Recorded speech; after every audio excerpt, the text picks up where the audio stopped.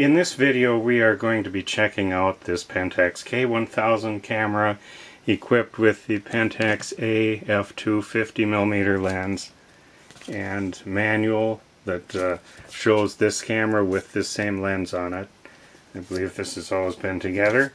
So what I thought I would do is start stepping down through the shutter speeds here, starting at 1/1000th and 1/500th.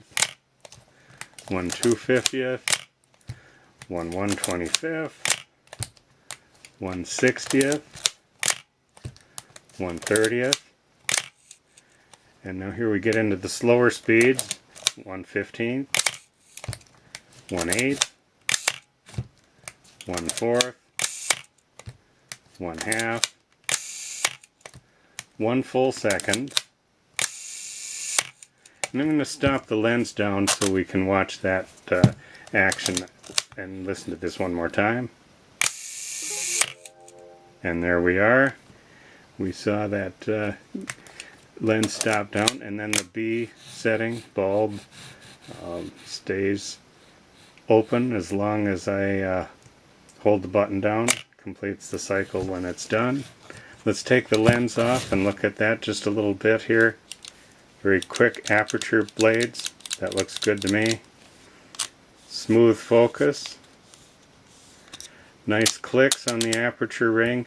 Now this lens also features a locking aperture ring that was used on some later Pentax cameras that require that so that you can change the aperture within the body itself.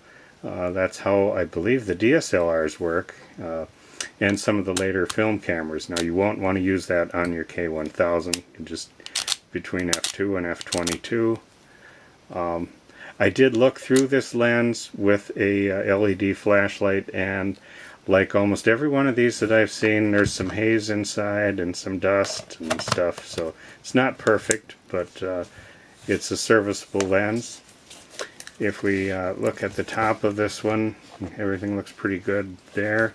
It's got a nice rewind crank, and if we pull up on that, then we can open the back and we can see here we've got the shutter curtains, and they work well. I'm going to set this on a different speed here, and we can watch the film advance mechanism. And if I then push on the rewind button, that frees up the wheel so that it could rewind, and then that re-engages when the film is advanced again, so we're proving that's working. Moving over to the film door, the pressure plate looks good. I don't feel much light seal residue on these door edges, so that's probably okay. The door latch works well. This is one on that has the newer plastic body bottom cover, and I think probably the top is plastic as well on this one. This would be one of the later iterations of the K1000 that was made from the mid 70s up until I think the late 90s, so they were made for a very long time. One thing I noticed in looking through the viewfinder is that as you look through it, coming up from the bottom of the image is some black, fuzzy black appearance, and what I think that is probably some deterioration of the silvering on the prism somewhere in there, such that it appears to be coming up from the bottom when you're looking through the viewfinder.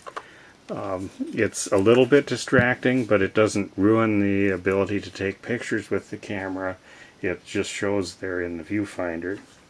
If we look here at the manual, it's a little bit curled and everything, but all the information is in there.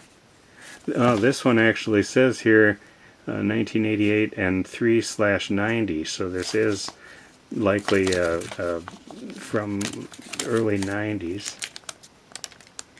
And all the information about using the camera is in there. I don't have the original Pentax cap, but it's got this 49mm cap. And so that's a look at this Pentax K1000.